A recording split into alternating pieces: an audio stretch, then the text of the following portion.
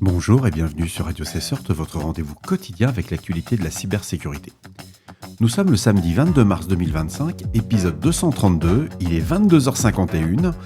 Je suis Marc-Frédéric Gomez, en direct de l'Île-de-France, sous la pluie. Ce soir, on va analyser ensemble les menaces et tendances qui secouent le monde de la cyber. Au programme de cet épisode, cryptographie post-quantique, préparez votre migration dès maintenant. Le NCSC britannique publie une feuille de route complète pour la migration vers la cryptographie post-quantique. La CISA, réintégration probatoire en cours suite à une décision de justice. Elle pourrait concerner des employés précédemment licenciés de la CISA par le DOJ. Des malwares signés avec des certificats Microsoft Trusted C9. Des cybercriminels abusent du service Trusted Signing de Microsoft pour signer des malwares à l'aide de certificats temporaires valides 3 jours. C'est tendu. Bien entendu, toutes les sources utilisées sont en description de cet épisode. Inscrivez-vous à la newsletter de Radio Cessort pour ne rien manquer. Aujourd'hui, je voudrais vous parler d'un sujet fondamental pour l'avenir de la sécurité numérique. C'est la migration vers la cryptographie post-quantique. Le NCSC, l'Agence nationale britannique de cybersécurité, vient de publier un guide structuré pour aider les organisations à se préparer à cette transition massive. Pourquoi ? Parce que les ordinateurs quantiques, une fois matures, pourront casser les algorithmes de chiffrement asymétrique que nous utilisons aujourd'hui. La réponse est donc d'adopter une cryptographie résistante à ces futures machines. Le changement ne se fera pas en un jour. Il est prévu sur plusieurs années avec 3 grandes étapes clés. La première, d'ici 2028, chaque entreprise, chaque organisation devra définir ses objectifs de migration, cartographier ses systèmes et dépendances cryptographiques et établir un plan initial clair. D'ici 2031, il faudra avoir lancé les premières migrations prioritaires, notamment celles qui protègent les données critiques et sensibles, et affiner son plan pour se préparer à une migration complète. Et enfin, en 2035, ça sera l'échéance finale. Tous les systèmes devront être passés à la cryptographie post-quantique, avec une attention particulière portée à la résilience globale et pas seulement à la cryptographie. Côté méthode, la migration va demander de comprendre en profondeur son patrimoine numérique, et ça c'est vraiment pas gagné, de choisir des stratégies adaptées, mise à jour, remplacement ou retrait de certains systèmes, et surtout d'accepter une période de coexistence entre cryptographie traditionnelle et post-quantique. On parle ici de migration technique, mais aussi stratégique. C'est une véritable opportunité pour faire le ménage, simplifier les architectures et renforcer la gouvernance cyber et moderniser ce qui peut l'être. Et du côté des standards, on a une bonne nouvelle. En 2024, le NIST a validé les premiers algorithmes post-quantiques. Des navigateurs, des fournisseurs cloud, des éditeurs de logiciels commencent déjà à les intégrer. Mais attention, tous les protocoles ne sont pas encore prêts. Le plein déploiement prendra plusieurs années, probablement jusqu'en 2028. Enfin, le NCSC invite les organisations ainsi que les entreprises à afficher clairement leurs intentions de migrer vers ce qu'ils appellent le PQC, le post-quantique cryptogramme. Voilà. Impliquer leurs fournisseurs et se faire accompagner si besoin par des experts qualifiés. Il y a un label national qui est d'ailleurs en préparation pour ces cabinets spécialisés. Si ça sort en Angleterre, ça va sans doute venir en France. Donc en résumé, si on devrait conclure, je vous recommande fortement l'article que je vous ai mis dans le lien de description de l'épisode, mais surtout c'est que cette cryptographie post-quantique, c'est plus de la science-fiction. C'est vraiment un chantier qui est mondial, qui est concret, qui est à planifier dès maintenant, parce que franchement demain ça sera trop tard.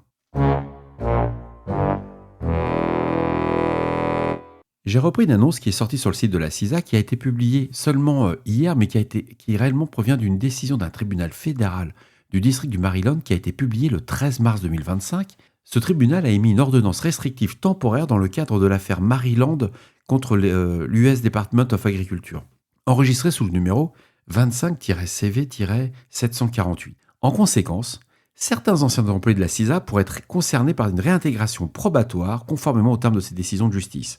Cette annonce de la CISA s'adresse aux anciens employés qui ont été licenciés dernièrement suite à l'arrivée du DOJ. C'est à lire, c'est intéressant, c'est très court, c'est 4 lignes, mais ce qui est très percutant dans l'article de la CISA, c'est qu'il donne l'adresse des RH pour leur dire si vous avez été licencié, contactez-nous et on verra si vous faites partie de la liste ou pas des gens qu'on peut réintégrer. C'est beau le libéralisme.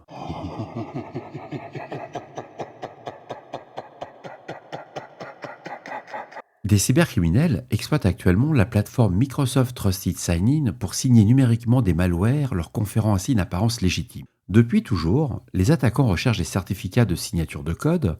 Une fois un malware signé, il est plus difficilement détecté. Les solutions de sécurité le considèrent comme plus fiable et les filtres Smart Screen affichent moins d'avertissements. Jusqu'à présent, les certificats Extended Validation, ce qu'on appelle les EV, étaient la cible privilégiée. Ils offraient une reconnaissance élevée, mais sont coûteux et difficiles à obtenir. Désormais, les attaquants semblent avoir trouvé un raccourci.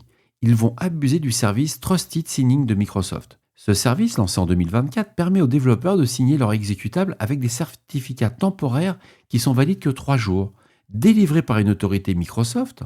Donc officiellement, le but était d'améliorer la sécurité grâce à des certificats de courte durée, faciles à révoquer en cas d'abus, mais dans les faits, des campagnes de malware dont Luma Stealer ou Crazy Evil Traffer, axées sur du crypto-vol, utilisent déjà cette faille.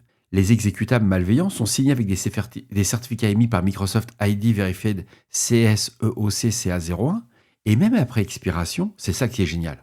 Quoi, génial, ça dépend. Mais c'est ce qui est assez surprenant, ces certificats vont rester valides tant qu'ils ne sont pas révoqués manuellement. C'est-à-dire qu'on dépasse la date d'expiration, mais votre système il fait « tranquille ma poule, on continue ». Un chercheur connu sous le nom de Skillblibdoo estime que les attaquants se tournent vers ce service car le processus de vérification est beaucoup moins strict que pour les certificats EV traditionnels. Bah tu m'étonnes. Il ajoute que l'ambiguïté actuelle autour de l'évolution des certificats EV pousse les groupes malveillants à privilégier la voie la plus simple, la signature via Microsoft.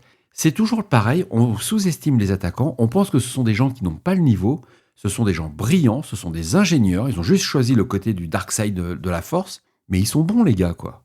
Et s'ils voient une telle vulnérabilité, il faut quand même être un bon... C'est surprenant de voir qu'un certificat qui n'est plus valide continue à ne pas envoyer de message d'erreur. C'est dingue.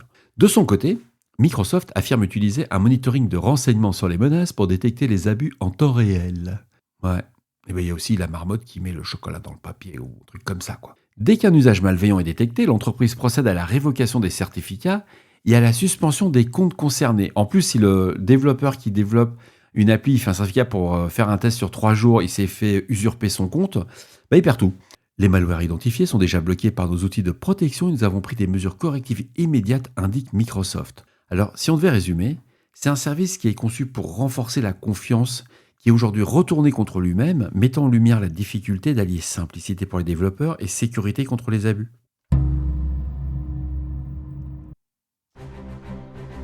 Et voilà, cet épisode de Radio Cessort du samedi 22 mars 2025 touche à sa fin. J'espère qu'il vous a apporté des informations claires et utiles. Si vous avez des retours ou des sujets que vous aimeriez voir traités, faites-le moi savoir. Laissez-moi un message sur le répondeur de Radio Cessort au 07 68 72 20 09, 07 68 72 20 09, ou envoyez-moi un email à radiocessort@gmail.com. D'ici là, restez vigilants, surveillez vos systèmes, et surtout, on ne réfléchit pas, on patch. On se retrouve demain pour un nouvel épisode. Je suis en train de travailler sur des articles de fond, en particulier sur un document d'Europol sur l'intelligence artificielle et les cybercriminels. C'est passionnant. Ça prend un peu de temps, c'est pour ça que je l'ai fait en mode speed et j'ai vu l'heure et je me suis dit, mon Dieu, il faut que je publie l'épisode. J'avais prévu de le faire en début d'après-midi, mais bon, voilà, je suis passé à autre chose. À demain ou à tout à l'heure. J'ai prévu de faire une nuit blanche. Ouais, il est trop cool l'article. Et puis j'en ai quelques-uns en stock. J'ai 5 articles que je suis en train de condenser, de faire la curation. Et ça va comme ça préparer un épisode assez sympa au niveau du podcast, mais aussi à l'écrit. Au revoir, passez une très belle soirée. Profitez de ce week-end malgré la pluie. Et demain midi, raclette, hein. À demain.